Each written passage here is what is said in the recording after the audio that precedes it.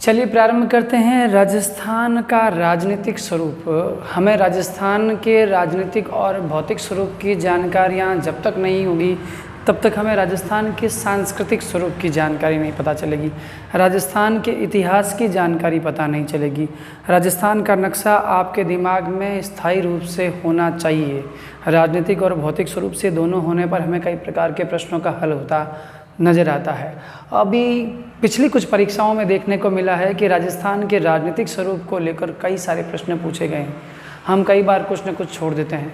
अब प्रयास ये रहेगा कि हम राजस्थान के सबसे पहले 33 जिलों की प्रॉपर जानकारी ले लें।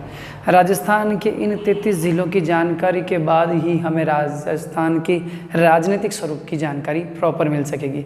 चलिए शुरू करते हैं। सबसे पहले क्योंकि हमें दिशाओं की जानकारी है, ये हमारे पास दक्षिण दिशा है, ठीक है, ये हमारे पास उत्तर दिशा है, ये हमारे पास पश्चिम दिशा है और राजस्थान की ये पूर्व दिशा है, ठीक है। इसके आधार पर अगर देखा जाए तो राजस्थान का सबसे पश्चिमतम और राजस्थान का सबसे पूर्वतम जिला, राजस्थान का सबसे पश्चिमतम जिला जैसलमेर और ठीक इसके विपरीत राजस्थान का सबसे पश्चिम वाला जिला ये रहा है हमारे पास धौलपुर। कौन सा है? धौलपुर। इनका एक संबंध और देखने को मिलता है। राजस्थान का क्षेत्रफल की दृष्टि से सबसे बड़ा जिला, राजस्थान का क्षेत्रफल की दृष्टि से सबसे छोटा जिला। अब करते हैं उत्तर में। राजस्थान के सबसे उत्तर में जिला आता है गंगानगर। गंगानगर गंगा सिर से निकलती है इसलिए, ठीक है ना। और बांस राजस्थान के सबसे दक्षिण में होते हैं। बांसवाड़ा हमारे पास सबसे दक्षिणतम जिला है, ठीक है ना। अगर राजस्थान के नक्शे को ढंग से समझना है तो हमें राजस्थान के अंतर्राज्यीय और अंतर्राष्ट्रीय बॉर्डर को अगर सही तरीके से जिलों के आधार पर जान लिया तो आंतरिक जिलों की ज़्यादा जानकारी रखने की आवश्यकता नहीं पड़ेगी। बात करते हैं गंगानगर और जैसलमेर के बीच एक पुरानी रियासत आती है जो गंगानगर बीसी के नियंत्रण में था, वो आती है हमारे पास बीकानेर, ठीक है। तो गंगानगर और बीकानेर के बीच कौन सा आ गया? जैसलमेर। अब उतरते हैं नीचे की ओर। बांसवाड़ा और जैसलमेर के बीच, जैसलमेर से आपके पास पता है इधर आपके पास जिला बचता है बाड़मेर। बाड़मेर के बाद आपके सिवाना की पहाड़ियों के बाद में टच होता है आपके पास जालोर, जिला जालोर। जालोर जिले से आपके पास जाया जाता है सिरोही के अंदर। कौन सा? सिरोही जिला। और सिरोही जिले से यदि आप टूर पे गए हैं तो आपको पता है सीधा उदयपुर जाते हैं, ठीक है ना। और उदयपुर के बाद आपके पास आदिवासी इलाका शुरू हो जाता है जिसे आप डूंगरपुर कहते हैं, ठीक है। तो जैसलमेर और बांसवाड़ा के बीच के जिले बाड़मेर, जालोर, सिरोही, उदयपुर और डूंगरपुर। अब इधर चलते हैं। हमारे पास ये ज़िले आते हैं हमारे पास उत्तर पूर्वी ज़िले, गंगानगर के बाद से लेकर हमारे पास धौलपुर के बीच के ज़िले। तो गंगानगर के बाद ज़िला आता है हमारे पास हनुमानगढ़। कौन सा ज़िला आता है? हनुमानगढ़। हनुमानगढ़ ज़िले के बाद आता है आपके पास चूरू ज़िला। सालासर बालाजी का स्थान हनुमानगढ़ में नहीं, चूरू ज़िले में है, ठीक है ना।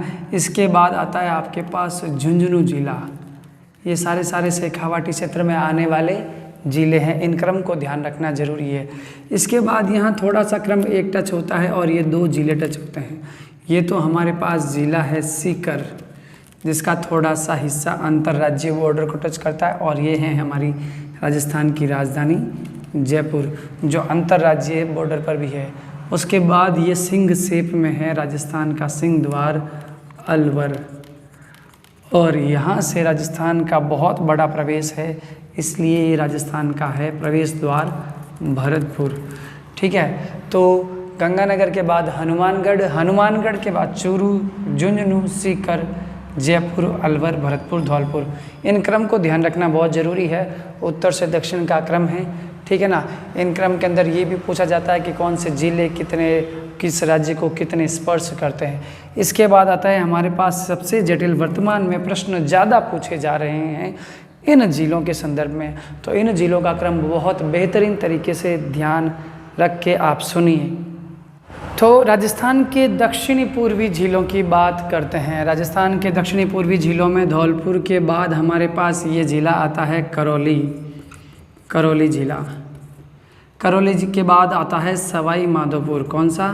सवाई माधोपुर। 3 नदियों का संगम यहाँ पर है, ठीक है ना। सवाई माधोपुर के बाद ये आप ध्यान से देखिए, ये ज़िला है कोटा, जो यहाँ एमपी को इस जगह से और एक इस जगह से, 2 जगह से स्पर्श कर रहा है।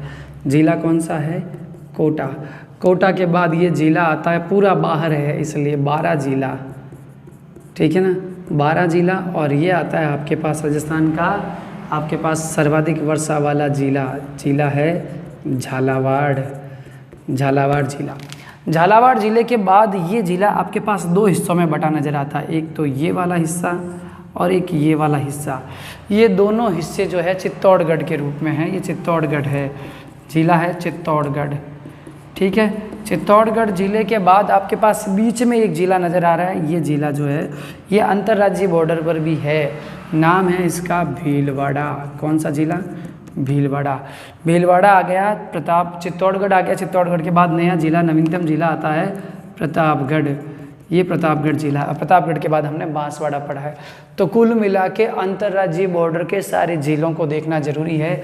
ज़िला नंबर 1, ज़िला नंबर 2, ज़िला नंबर 3, 4, 5, 6, 7, 8, 9, 10, 11, 12 और फिर आ जाता है आपके पास है नंबर 13, नंबर 14, नंबर 15। इसके बाद ये वापस आ जाता है, इसलिए नहीं माना जाएगा। Number 16, number 17, number 18, number 19, number 20, number 21, number 22, number 23, number 24 और नंबर 25। टोटल 33 ज़िलों में से 25 ज़िले हमारे पास अंतर्राज्यीय और अंतर्राष्ट्रीय बॉर्डर पर हैं। शेष हमारे पास ज़िले कितने बचे? 8 ज़िले। 8 ज़िलों में आता है आपके पास जोधपुर, उसके बाद आता है आपके पास पाली ज़िला, ये है जोधपुर ज़िला, ये आता है पाली ज़िला, ठीक है। फिर आता है आपके पास ज़िला राजसमंद, 28 नंबर ज़िला राजसमंद, ठीक है ना, राजसमंद ज़िला। फिर 29वां ज़िला राजस्थान का सेंटर अजमेर। अजमेर 2 हिस्सों में बटा हुआ है, एक ये हिस्सा भी अजमेर ही है, ये और ये दोनों अजमेर है। जिस प्रकार से चित्तौड़गढ़ राजनीतिक रूप से 2 हिस्सों में बटा हुआ है, वैसे अजमेर भी बटा हुआ है। अजमेर के ठीक ऊपर ये आता है आपके पास नागौर ज़िला, ठीक है ना। अजमेर के बाद नागौर और नागौर के बाद जयपुर के ठीक नीचे टोंक ज़िला, ठीक है ना। 29 के बाद 30वां ज़िला ये आपके पास आता है, यहाँ आपके पास है 29 और इसके बाद 30वां ज़िला आपके पास नागौर, ठीक है। उसके बाद आपके पास 31वां ज़िला आपके पास आ रहा है टोंक। 32वां ज़िला आपके पास आता है बूंदी, ये बूंदी। और 33वां ज़िला जयपुर से अलग होकर बना है, वो है दौसा, ये आपके पास आता है दौसा। यहाँ पर मेहंदीपुर बालाजी का मंदिर है। राजनीतिक स्वरूप से 33 ज़िलों के अंतर्राज्यीय अंतर्राष्ट्रीय बॉर्डर के ज़िलों का ध्यान रखना आवश्यक है। कितने ज़िले, कौन से ज़िले अंतर्राज्यीय अंतर्राष्ट्रीय बॉर्डर पर टच करते हैं, कितने नहीं करते हैं, कितने अंतर्राज्यीय और अंतर्राष्ट्रीय बॉर्डर दोनों पे टच करते हैं, इस संबंध में प्रश्न पूछे जाते हैं। कौन से ज़िले की किसी प्रकार की अंतर्राज्यीय अंतर्राष्ट्रीय सीमा नहीं लगती है, वो इन 8 ज़िलों को ध्यान रखना है। एक बार इस वीडियो को बार 2-3 बार देखिए, आपको ये नक्शा दिमाग में रहना चाहिए।